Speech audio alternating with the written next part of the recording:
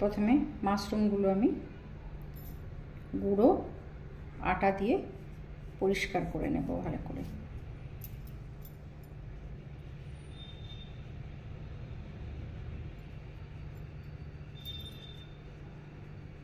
একবার আমি জলে ধুয়ে নিয়েছি, তারপর একটু শুকিয়ে তারপর আমি এগুলো আটা দিয়ে এরকম করে পরিষ্কার করে নিয়ে একটা কাপড়ে করে আলতোভাবে এরকম মুছে নেব, তাহলে ওপরের এই নোংরা কঠিন ইয়েগুলো উঠে যাবে।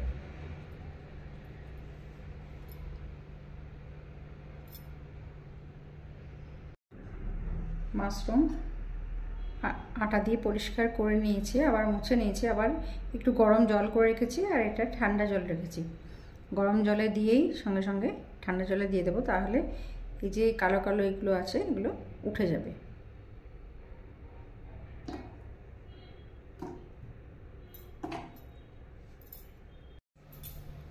ভালো করে এরকম করে মুছে নিতে হবে জলটা।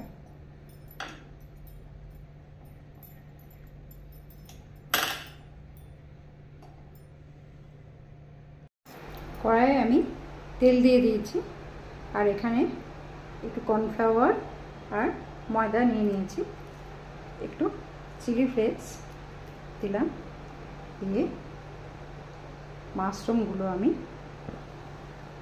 এখানে কোট করে নেব।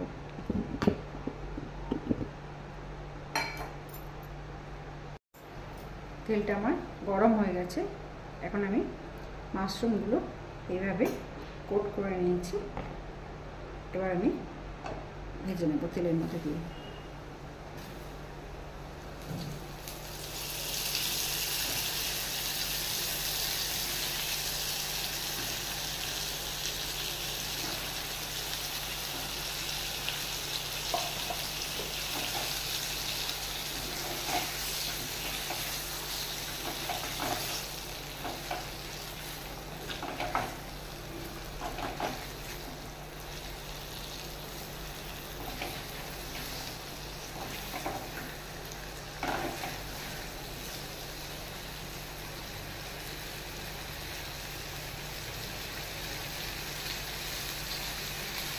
গোটা গোটা এরকম ভেজে নেওয়ার পর তারপর এগুলো আমি কেটে নেব।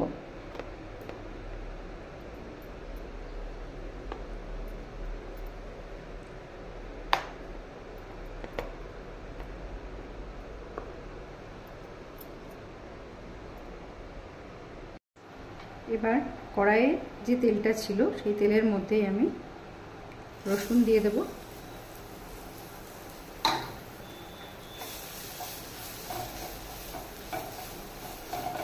রসুনটা একটু সাঁতলে নেবার পর একটা বাটিতে আমি টমেটো সস, সয়া সস আর রেড চিলি সস, অল্প একটু গ্রিন চিলি সস, যাতে ঝাল হবে আর একটু, সেই জন্যে আমি এটা নিয়ে নিয়েছি। এটা আমি এই রসুনের মধ্যে দিয়ে দেবো।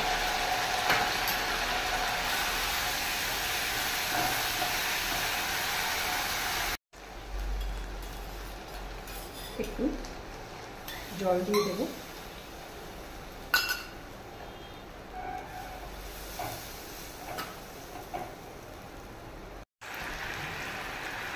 এর মধ্যে আমি গোলমরিচ গুঁড়ো দিয়ে দেবো,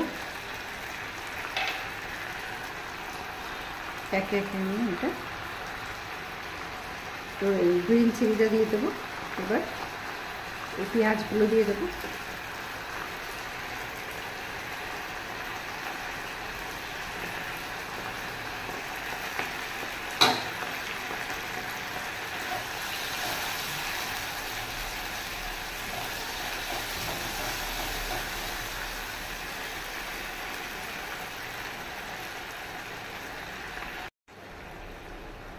লবণটা দিয়ে দেব, তারপর ক্যাপসিকামটা দিয়ে দেব,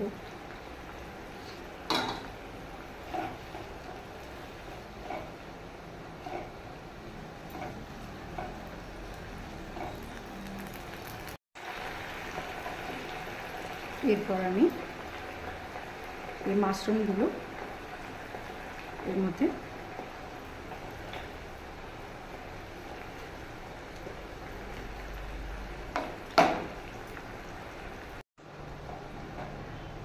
মাশরুমগুলো দিয়ে একটু মিশিয়ে নিলাম।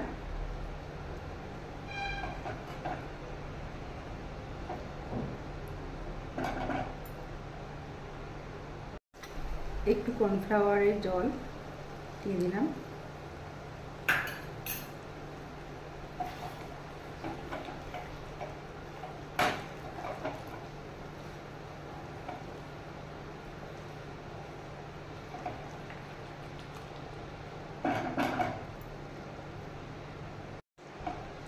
চিলি মাশরুম আমার রেডি।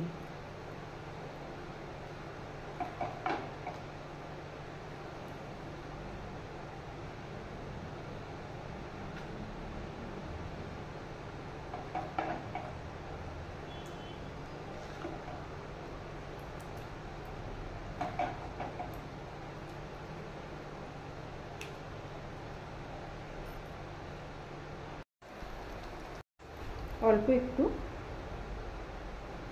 ধনেপাতা ছড়িয়ে দিচ্ছি। এবার কিছুক্ষণ রেখে দিয়ে পরিবেশন করে দেখাচ্ছি।